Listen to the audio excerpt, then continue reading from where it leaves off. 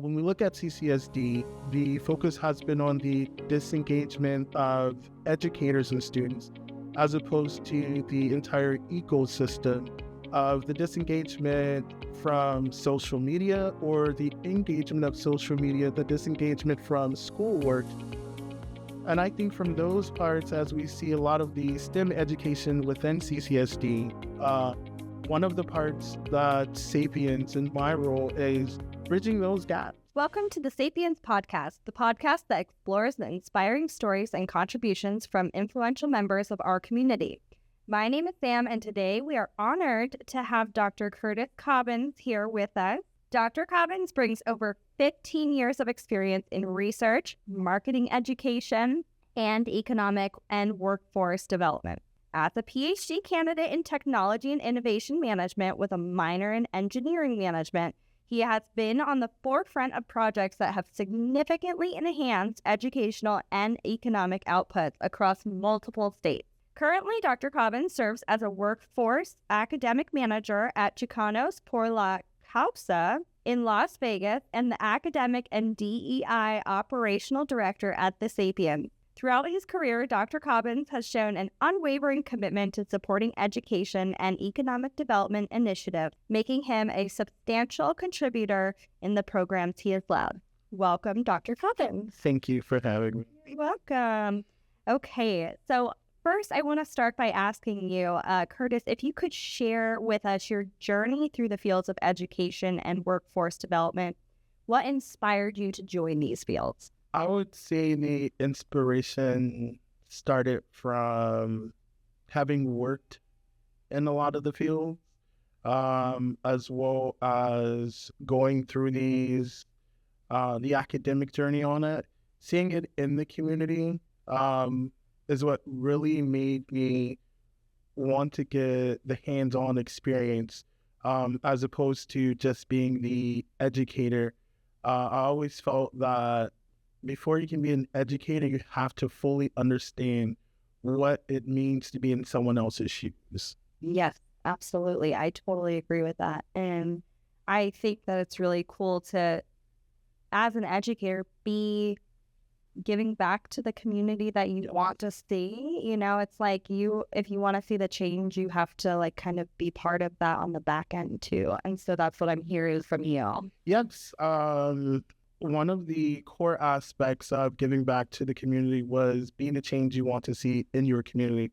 I would say we all get older, and as we get older, we start noticing more aspects of getting older. And one of those is customer service. Mm-hmm. The other part is the state of education. When I was growing up, I had so many opportunities, which is what led me to be a long life learner and to never give up on the academics, even when it becomes difficult.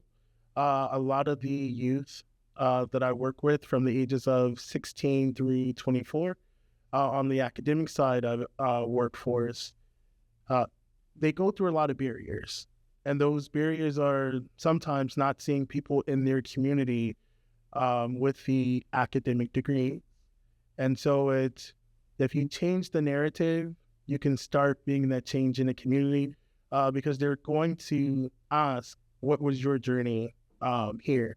Were there nights that you didn't want to do homework? And as I tell all my students, I'm like, there are plenty of nights where I'm like, hey, I would rather put the cover over my head and sleep in for those additional 5 minutes. And get up and start the day. But as my parents taught me and my mentors, it's the early bird gets the worm. So you have to make those sacrifices earlier on in life so you can really pick and choose the career that you want to have the most impact in. Absolutely. I like that you mentioned you don't necessarily, education doesn't just come naturally and easy to everyone, right? Like, it's not fun always, right? Correct. One of the other parts when we speak about education, and it's not always fun, but one thing that has always been there for me was the curiosity. I enjoyed science And that was one of the things that kind of geared me to tinkering with engineering at the end of the day, and marketing engineering, sales engineering. It was, let's take something apart and let's put this back together. Let's see the why behind all of this. Yeah. And as you start putting it back together and you start seeing the processes, it's things like that where you really start to grasp the understanding of science at the end of the day. So the curiosity, I would say it's always there for a learner. It's up to the parents and the community members and legislators to hone in on curiosity of the youth. Yeah, that's actually something that I talk about when I meet with parents. And, we talk about areas where their kid, needs extra help. But I also always highlight with them, your kiddo is doing really good in this area. Like, let's explore that more. Like, let them be curious in that area. Let them kind of hone in on those areas that they really are showing passion towards, because that's how you build someone who likes to learn. Right? Yeah. As we see with a lot of the students in Nevada, with a lot of the workforce and the education landscape, right now, the state of Nevada is focusing on the 42,000 opportunity youth here from the ages of 16 to 24. And that population is where it's defined as individuals not in work or participating in school from that age group. Workforce Connections, I believe it was Isaac Barone as well, where he shared that they're trying to decrease that by 50% within 5 years. So it's a very ambitious goal. And one of the critical aspects of getting us there, it's going to be fully understanding the curiosity within the students in Nevada. Absolutely. Moving to our next question, with over 15 years of experience, what are some key lessons you've learned in marketing education and economic development that you find most impactful? I would say you would have to be a persistent individual. You have to learn to ask probing questions, because those probing questions will help you align to the individuals that you are trying to reach at the end of the day. I would say another aspect would be the foundation of parents really being engaging in the student's life, because then it allows the teachers to engage with the parent. Right now in the state of Nevada, as we all know, it's fragmented with those relationships between teachers and parents. But a lot of work has been done over the last 3 to 4 years to start repairing those relationships. Parents have questions, teachers are now available to answer those students' questions. Majority of the time it was parents accusing the teachers of not caring, or the teacher not fully understanding the dynamics at home with the students. Absolutely. And in any picture, you think about how a kid spends their time, they're at school or at home most likely. And so, like, if you think about these two big pieces of a kid's life and you're like fragmenting them, if you build a bridge, then the kid or the child just benefits so much, because, you have their two major time occupiers on board with each other. Correct. So, and I agree wholeheartedly, as you shared. It's building that bridge. Beforehand, that bridge was, I'm going to send home a report card, and your teacher's going to call me and let me know what all this means on that report card. I like to say, when I work with students as well as the general public as well as parents, we're going to come in and we're going to explore together as a community what's going on. Because now I have a better picture of the home life. The parent now has a better picture of the education system. And legislators actually see the interaction between all three of how the systems connect and what's being needed to further the advancement of the communities. Absolutely. I think getting people on board and on the same page is so important. And so I appreciate that insight. Can you describe a project or initiative that you've led that you're particularly proud of? Yes, this one was Governor's Lombardo InPower project. With this project, we were conducting research myself, and it was about 8 other individuals. Nevada's most pressing issues when it comes to education, workforce development, and some of the trainings. One thing that we found were areas of opportunity where, once again, the fragmentation, the workforce side wasn't talking to the education side, and the government side was, all right, let's put the money where workforce development is. But we were leaving out the key indicator of education, which we found to state that if we're not putting the money toward education at the community college or at the UNLV or UNR as a workforce initiative, then it's really not reaching the participants that actually needs the workforce development. So we have to look at it as a cohesive unit, as we did with the InPower project, also called the P20.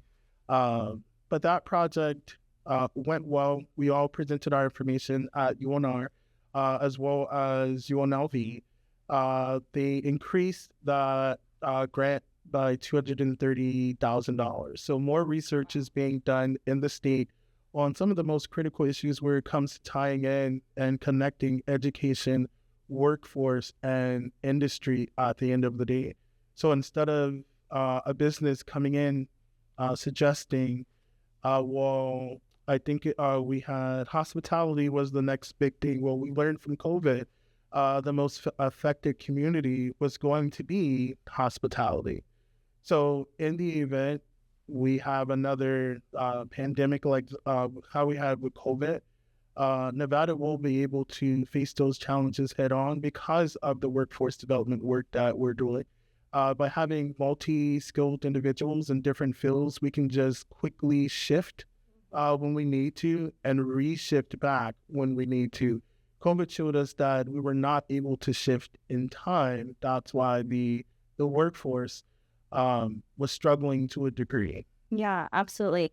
It's like future-proofing everyone's career and their education. And I think what you said about people being skilled in more than just one thing, Yes. I think we don't encourage interdisciplinary studies as much as we should, right? It's like you learn in isolation, and it's like, but there's so many things going on that contribute to this. It's not just this. You don't just live in this world, So I think that highlighting how things kind of cross there and building on those skills to future-proof, I think that's really valuable. Yes, thank you. Yeah.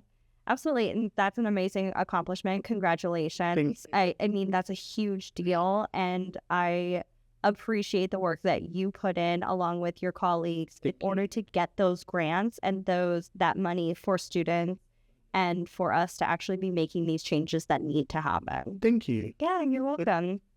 Okay.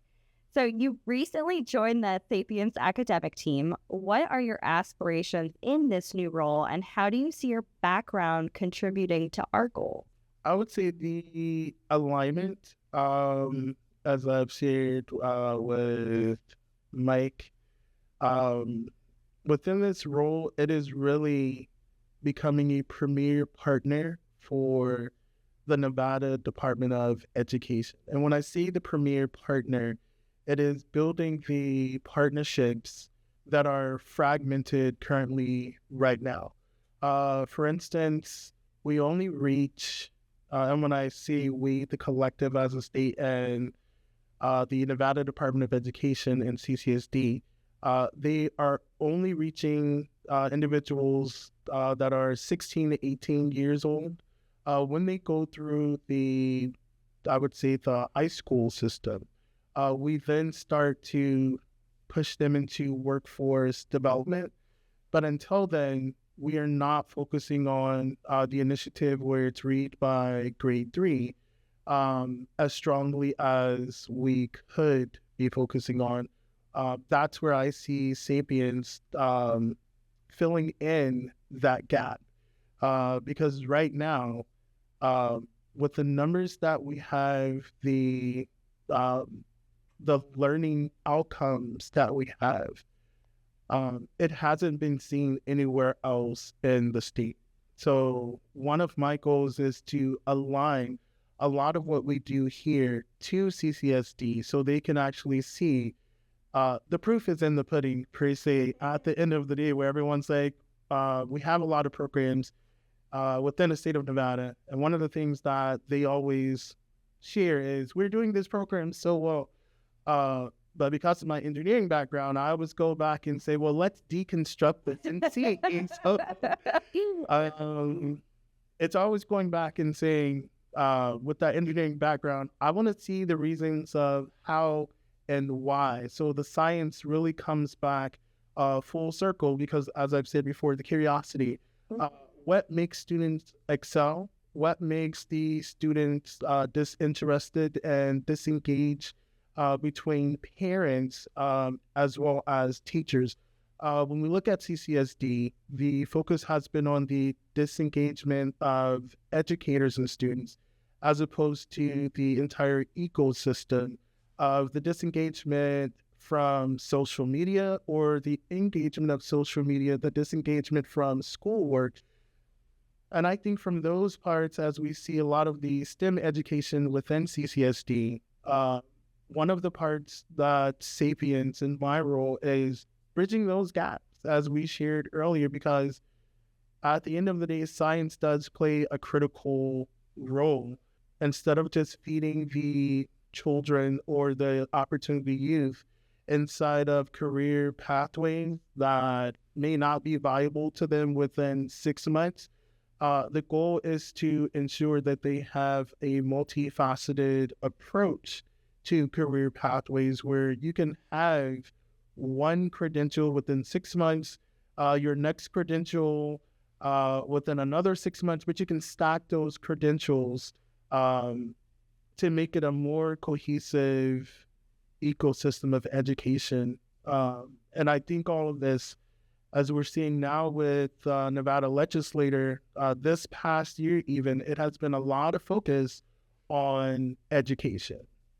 Absolutely. So I want to ask you a follow-up question with that. So here at the Sapience, we're acting as that bridge and kind of, we are aiding in the communication between tutor, parent, and school.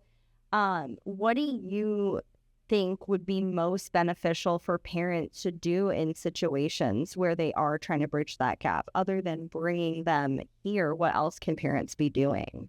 Attend the local meetings that's happening at your schools. Social media has them. The Nevada Department of Education, when they post it on LinkedIn, Twitter. So they have whatever feeds that they have for social media, it's posted there. So I would highly recommend parents start attending these. The Nevada legislators, they are listening to what the community has to say. They're really trying to put the funds where the funds are needed most at the end of the day. And that's one thing I really applaud this administration on, is they're really focusing on the diversity of every learner, not the diversity of some learners. So if some of the individuals are neurodiverse, they are also being inclusive of the neurodiverse students as well. Absolutely. And that's so important that everyone feels included in the educational journey, that we're not, making it our model child look different than what our actual population is looking like. Correct. So yeah, absolutely. Totally agree. So I want to ask you another question. Given your successful track record, particularly with the Department of Labor, grants, and the educational outputs you've managed, what strategies do you believe are most effective for achieving educational success in underserved communities? It is first going into the communities to see where your service is needed. Oftentimes we have programs going inside of the communities not fully understanding where and why certain services are needed. For instance, the program you mentioned with the Department of Education, that's actually going to be YouthBuild Las Vegas. So with our program, we have a 95% success rate with the adult ed population from the ages of, we recently started a pilot from 17 through 24 years old. The pilot is the 17-year-olds now because we've seen a lot of interest from that demographic wanting to complete their diplomas earlier. When I say it's earlier, the students are testing out through a Nevada Department of Education and CCSD institution. They're getting a transcript as well. So we're bridging that gap so they are not forgotten at the end of the day. And what I mean by forgotten, I've had several students come from the CCSD system. They had to be average. COVID came, and me personally, I do not understand how the system would have failed those students with the B average that they made it to our program. So instead of just sending them on their way, we coached them through getting their diploma through the rigorous coursework. And like I said, the testing, it's almost like a proficiency. You must pass all 5 of them at the end of the day to achieve your diploma at the end of the day. So it's really understanding what the community need, what time this community is going to need that information. I would say another aspect to the success is being able to have the representatives in that community come and actually take a look at the programs. Where I often shared with the legislators and the councilmen and councilwomen when they come through the door. At the end of the day, where I said, it's not about the money. Every program can use the money, but it's how effective the programming is and how efficient the resources are being used. At one point during our grant, we were overextended, but we still were able to help every student that came through our program door. Wow. Yeah, and that was one of the parts that we shared. This year alone, we received a $1.5 million grant from the Department of Labor to continue the YouthBuild program.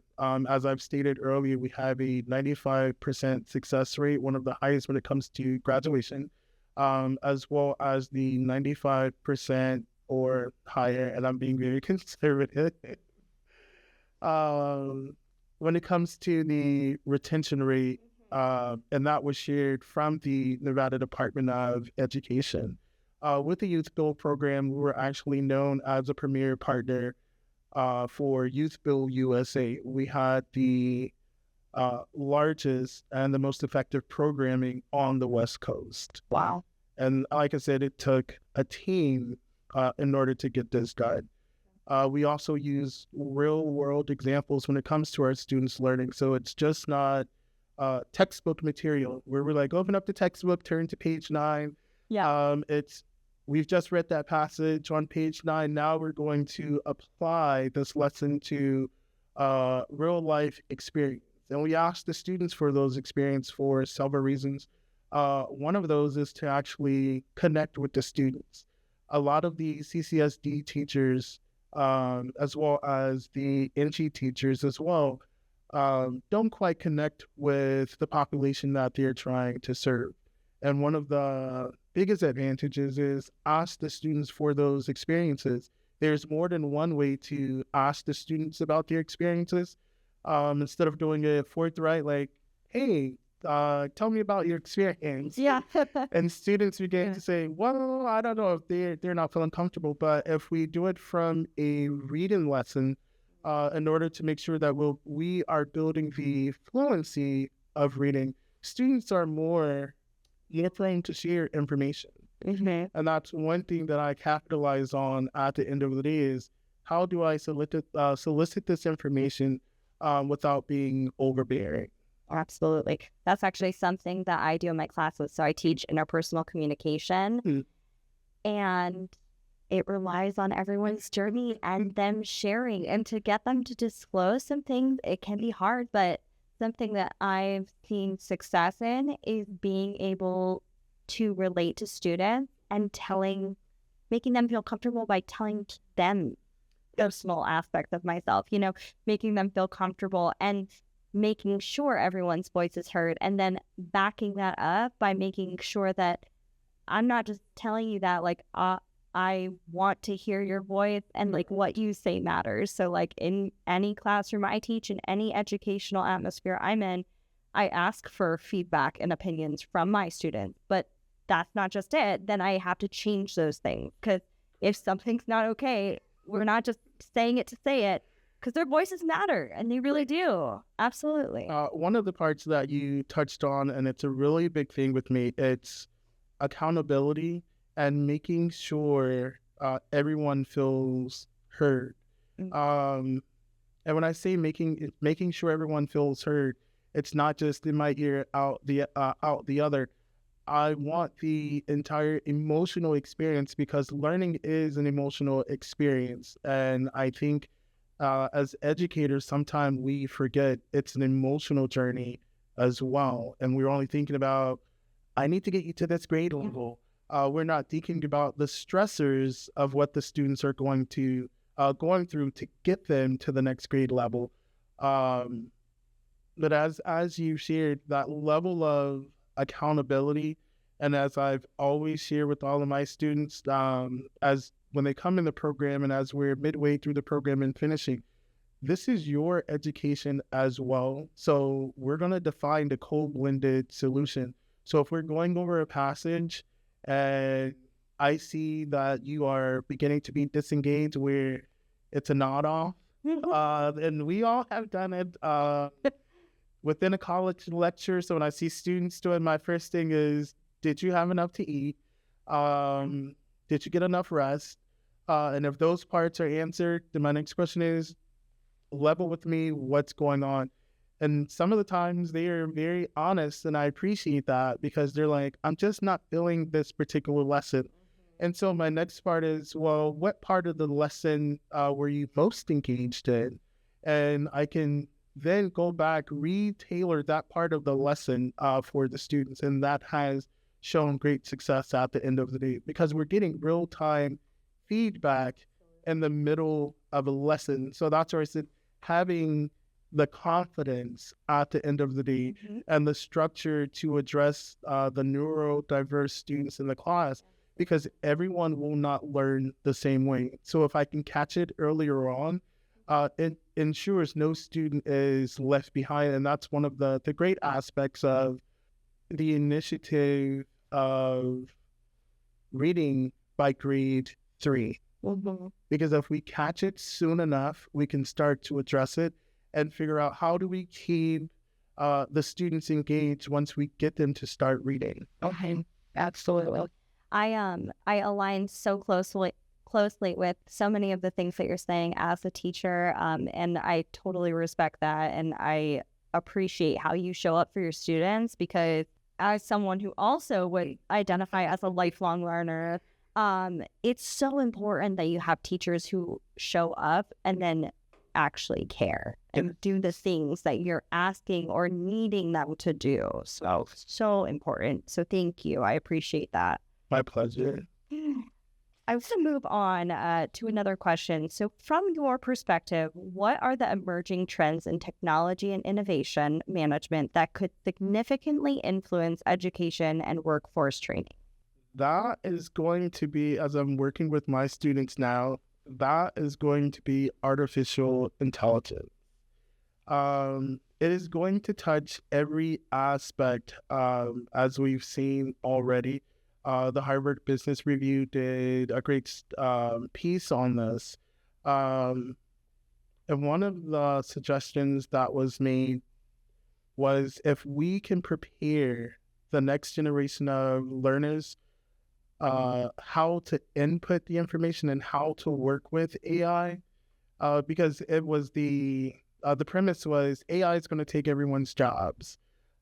We've all seen the movies made in Hollywood, and we're like, well, that'd be very cool. One of mine, it was by, I think it was Wall-E.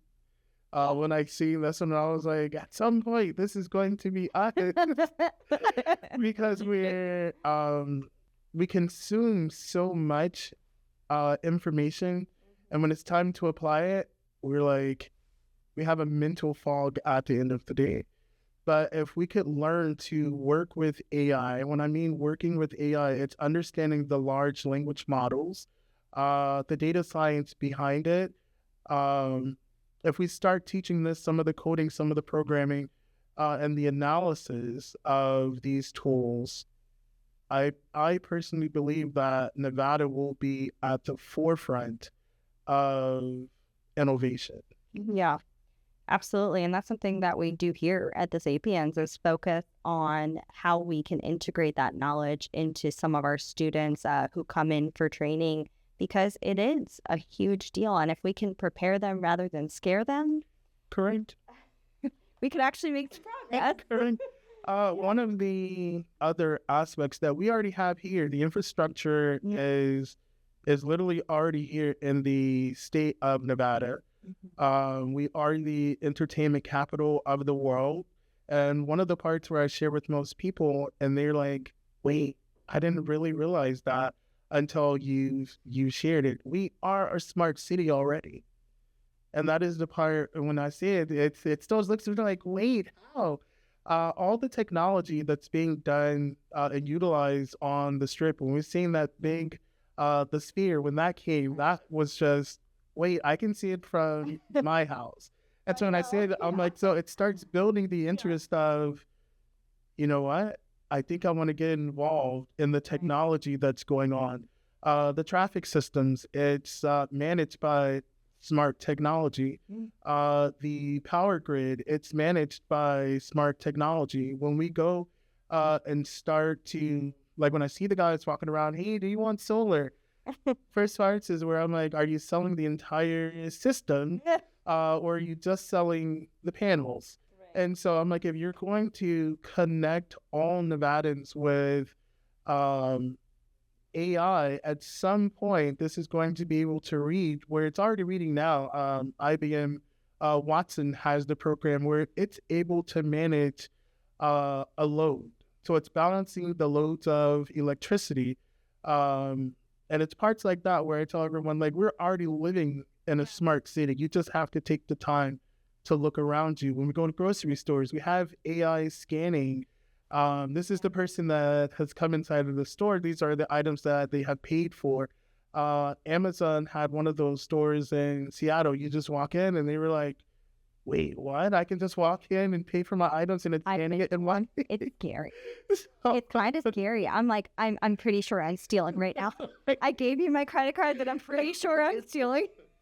So I think it was some of those parts. When I remind the students, I am just reminding them of, we're already in the age of AI. The best thing to do now is to embrace it.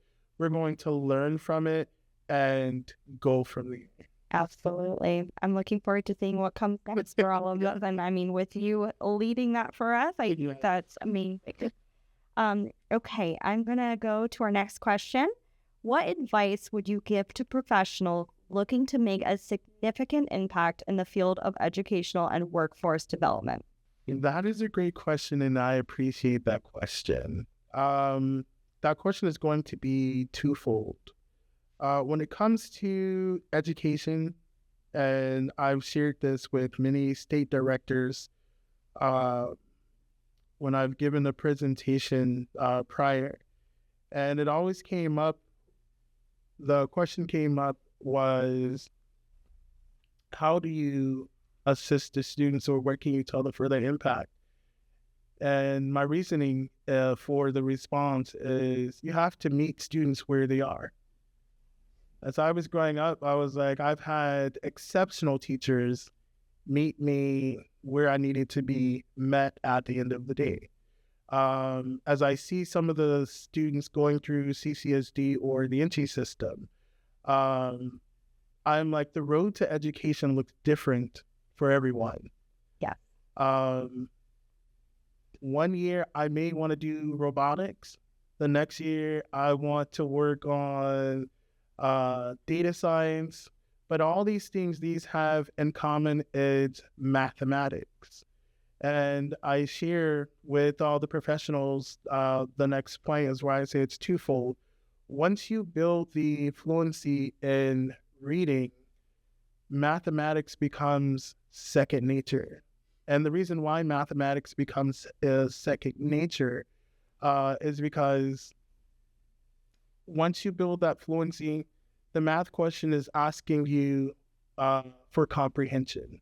It's going to ask you to add or subtract at the end of the day. But if you don't know the language and how to read the language, you will not be able to be successful in these fields. So if it's the one takeaway where I tell everyone, and it's for me one of the most critical aspects that I hold as the starting point, as my goalpost is, have I built the level of fluency that this student is going to need in order to excel?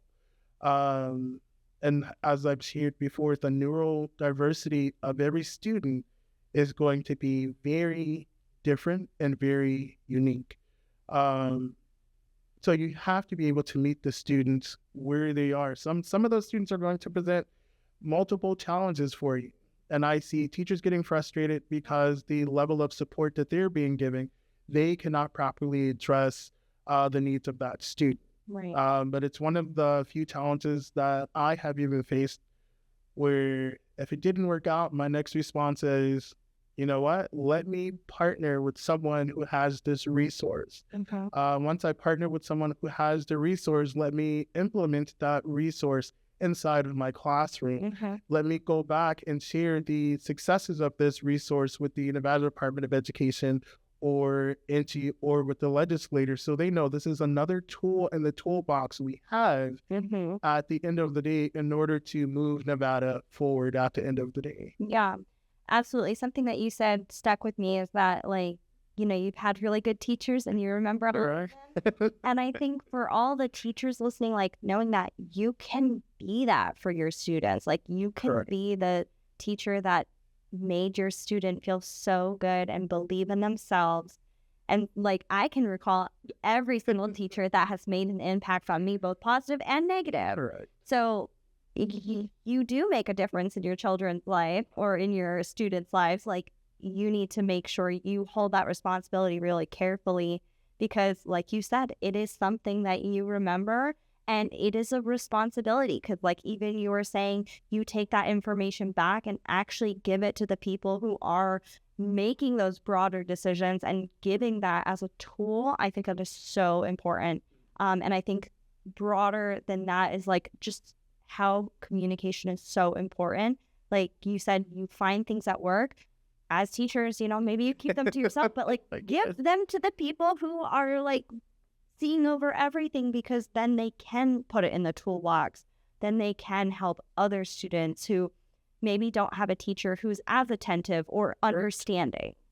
Correct. The collaboration is a big piece of the puzzle. Like I said, I always refer to my toolbox because I have so many things to pull from that toolbox.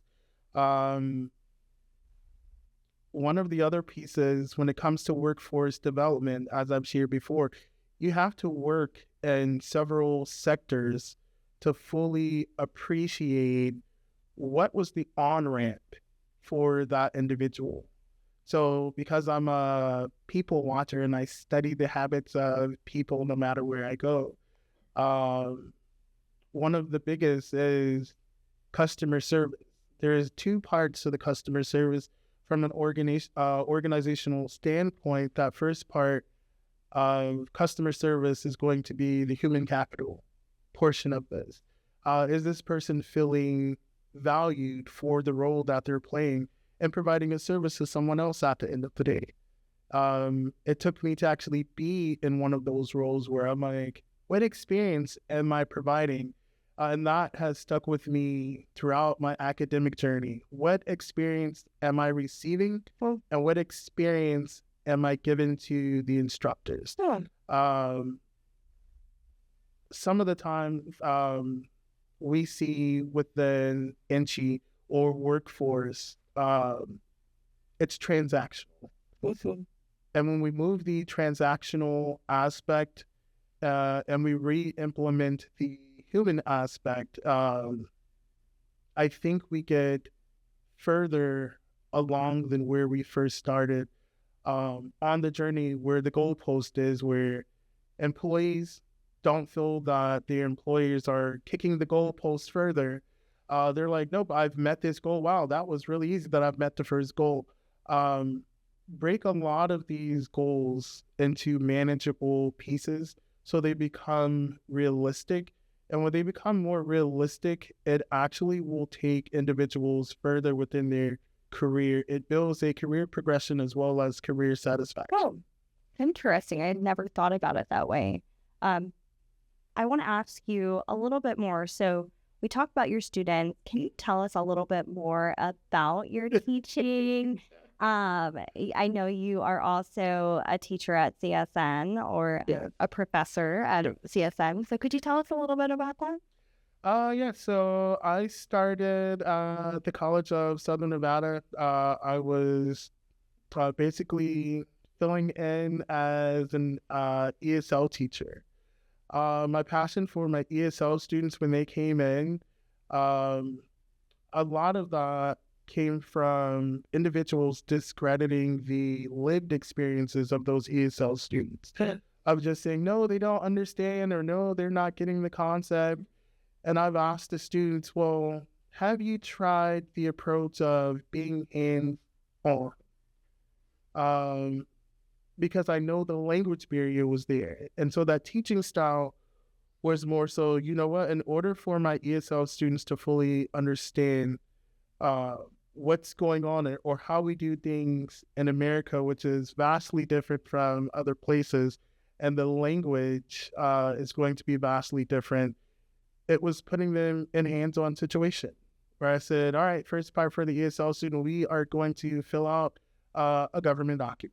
We're going to utilize technology in completing those. We're going to work through everything being hands-on. You're going to teach me, and I'm going to teach you. What I mean by that, you know what? Teach me some words in your language, and I'm going to teach you. So it was, once again, a co-blended solution within the classroom at the College of Southern Nevada. Then from there, from that experience, it was working on the high school equivalency. I think with those students, it was a different demographic as well. So the individuals had some knowledge of the math, English, writing concepts, studying the U.S. history. I think that part is what made a lot of the students really excel when we went through the social studies part of U.S. history. And it was bringing it back to life. And I think that's one of the aspects of me being successful in the classroom is bringing the lessons to life, showing how we've come so far through history on both sides of the political ideology. And students are more open to actually formulate a logical argument before any disagreements start. And so it's as I was growing up, it was one of those ideologies of where I've learned we can agree to disagree on something. And as we see in today's educational landscape, it's my way is right, your way is wrong. And I'm like, it has to be the middle ground. Hold on. So it's always those parts where I share with the students as I'm teaching. I'm like, it's okay to challenge me at the end of the day, but I'm like, we're going to do it respectfully. They would say, Professor, I agree to disagree. And my reasoning is going to be why. Remember to formulate a logical argument. Do not just base it loosely off of opinions. I'm going to need facts. I'm going to need you to do research. I'm going to need you to check out primary and secondary sources that are going to be credible. So as we're making these statements, I share with my students every time when we have these lessons, always share. If it's an opinion, my opinion is going to be subjective. If you're going to make a statement and it's rooted in fact, that's not going to be subjective. If the color is red, we're not changing the color red. Right. Saying, oh, it's blue. All because you say it's blue doesn't mean it's blue because we're both looking at red. Yeah, I might know a few people who would argue differently. Yeah. So I think when we have those conversations, I always like to frame everything that I teach. It's a logical progression. Yeah. And when students start seeing it, even when they would make jokes in the class, I think it's what really brought the lessons to life because they actually saw the joy in learning. When you can see the joy in learning and the passion in it, it becomes second nature and it becomes organic at the end of the day. Yeah, absolutely. Something I want to say, two things, is you mentioned how we as educators have an opportunity to learn from our students. Yes. And then second is that we encourage them to show up with how we show up and how we value their opinions and voices. And so I just want to highlight that because that is such a critical aspect of educating young people, is that like we can learn from them too, and saying thank you to them because they have a choice to show up or not, and like they don't have to be there. And we're in a transaction, right? Like they're getting something out of us, we're getting something out of them. And that's something that you mentioned before too. I think just highlighting the importance of that transaction and like that they are a stakeholder in their lives. We're not just here to preach at them. Yes, and to reiterate that point, as I was growing up, it was I remember it was middle school, and I had so many questions with my sixth grade teacher. And she says, are you going to question everything I tell you? And my response was, yes, because I may see it differently. So she just started to laugh, and she says, I've never had a student to tell me that they may see it differently. But I was like, at some point, we're going to see the same thing, and there's no rebuttal if I'm seeing the same thing at the end of the day. Yeah. So if I'm thinking like, why can't 2 + 2 equal 5? And they're like, it's always going to equal 4. It's never going to equal 5. But why? Yeah. And so I'm like, why? so I'm looking for the reason behind these things. And as adults, when we step outside of the teaching mindset, we're like, because I told you so. And I'm like, that's not a justifiable answer to me at the end of the day. And you begin to lose credibility because now you're just throwing around your authority. And I'm like, when you are in a position of authority, it is your duty to explain as much as possible, not only to the students, but to your constituents as well, of what's going on when it comes to education at the end of the day, and as well as workforce. Yeah. So I have a 4-year-old, so the question why is big in our vocabulary. And I wholeheartedly agree. He'll be like, Mommy, why is the sky blue? And I'm like, okay, let me explain in a way that you're going to understand. But we do have a responsibility, and not just as educators, but who are parents. When your kid asks why, you have an opportunity to explain things to them and not just use your authority, like you said, to say, well, because I said so. It's that way just because. Well, why is it that way? Why?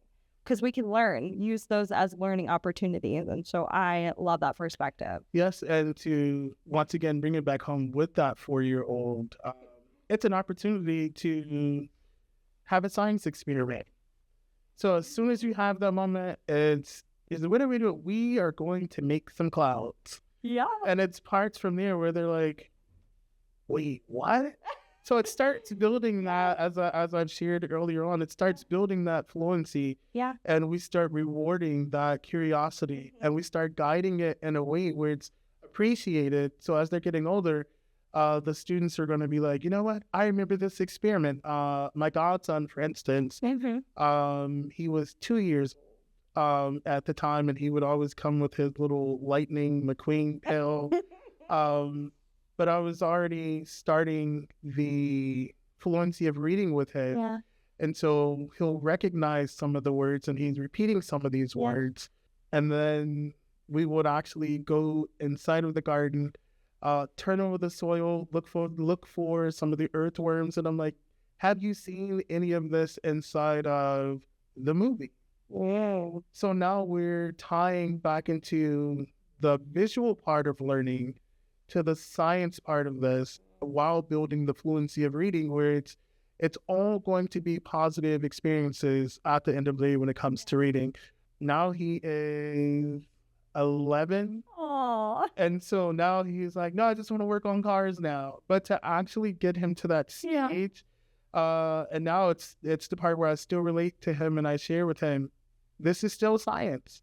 Because you have to know the chemical components, you have to know the engineering components of these materials. You can't just go in, take it apart, and not know how to put it back together and make it better at the end of the day. Yeah, I love that. And I certainly think I could learn a lot from you in terms of how to educate young people.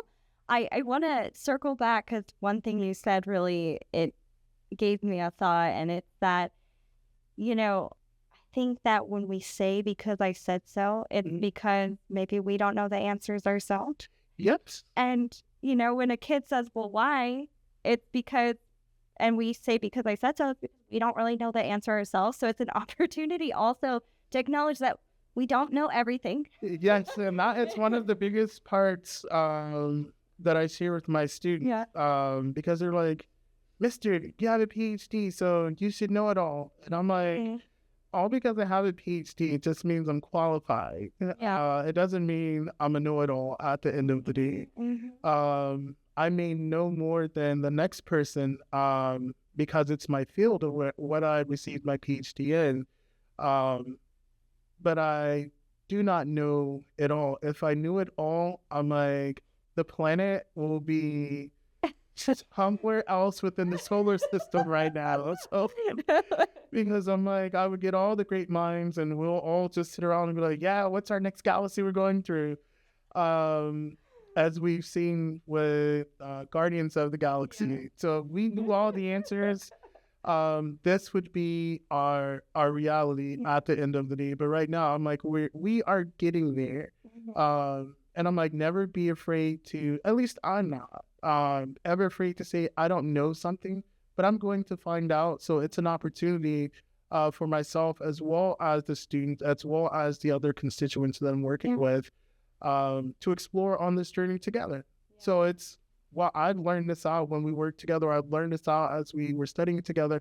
And it continues to build credibility. It continues to strengthen the relationships that I'll have with community members as well as the students. Yeah. Amazing. I'm going to ask you one more question and then we'll close out. So as you look forward to growing within the Sapience team, are there specific goals or initiatives that you're excited to tackle? Yes, I am most excited about, and it's also a privilege, to work with the families and the legislators, as well as some of the community partners, families who cannot afford tutoring services.